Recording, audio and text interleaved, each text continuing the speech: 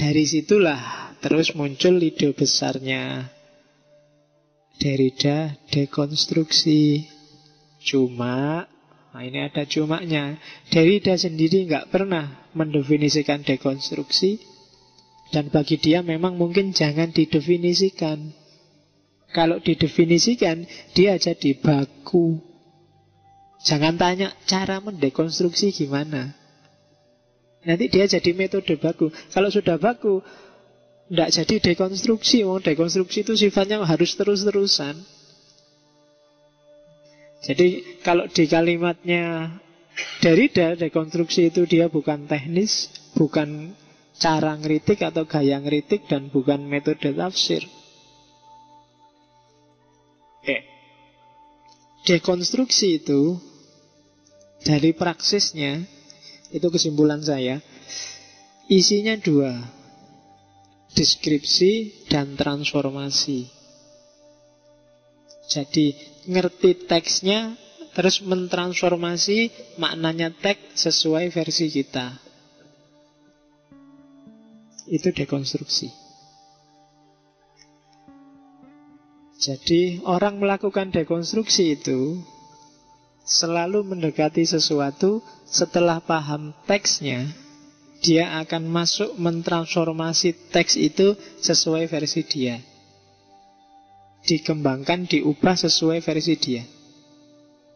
Makanya katanya, kalau di hermeneutik kan dikenal teks itu sifatnya otonom. Kenapa kok otonom? Karena siapapun pembaca bisa mengolah versi dia.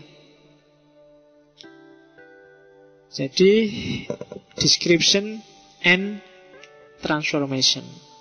Terus kesimpulanku yang kedua, dekonstruksi mungkin nggak bisa didefinisikan, tapi anggap saja bahwa dekonstruksi adalah sebuah strategi untuk mendekati teks, kemudian membongkarnya, mempertanyakan asumsi-asumsi awalnya yang dianggap pasti benar. Itu dekonstruksi.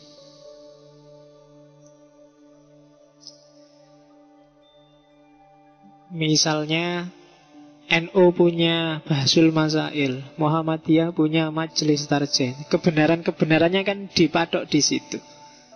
Dan di balik Bahsul Masail, di balik Majelis Tarjih itu kan pasti ada asumsi-asumsi tertentu tentang kebenaran. Mungkin asumsinya adalah yang satu bilang harus Quran hadis saja, yang satu bilang boleh pikirannya para ulama, yang satu bilang boleh. Nah, itu kan asumsi-asumsi yang tidak ditanyakan sejak awal. Tidak ada orang bahas, jangan dibahas ini sudah mesti benar. Nah itu kalau dekonstruksi, justru itu yang diserang dulu. Ya pikiran-pikiranmu apapun, itu kan biasanya diawali dari asumsi-asumsi. Kalau dekonstruksi, coba tanyakan dulu apa benar asumsimu itu. Misalnya, kamu punya prinsip, Pak, prinsip saya Pak, selama kuliah saya tidak akan pacaran Pak, karena pacaran itu ganggu kuliah misalnya. Loh itu kan mungkin berawal dari beberapa asumsi kan. Asumsi pertama bahwa kamu pasti laku dan besok punya pacar. Asumsi kedua kan gitu, mesti kamu asumsikan. Lah kalau kamu mengasumsikan kamu nggak laku kan, kamu nggak capek-capek mikir itu kan. Nggak capek-capek mikir kuliah sambil pacaran nggak ya. Itu kan berarti diam-diam kamu punya asumsi besok aku laku loh, tapi aku nggak akan mau pacaran dulu kan gitu. Nah itu yang harus kamu gugat duluan. Apa iya kamu laku besok? Nah iya kan. Nah, itu kan asumsi tersembunyi. Itu yang harus diserang dulu. Yo fikih itu kan setiap mazhab itu biasanya punya asumsi-asumsi dasar yang tersembunyi. Ya kayak tadi yang tanya hukumnya mengucapkan selamat Natal. Yo sembuh cari sendiri di internet sana.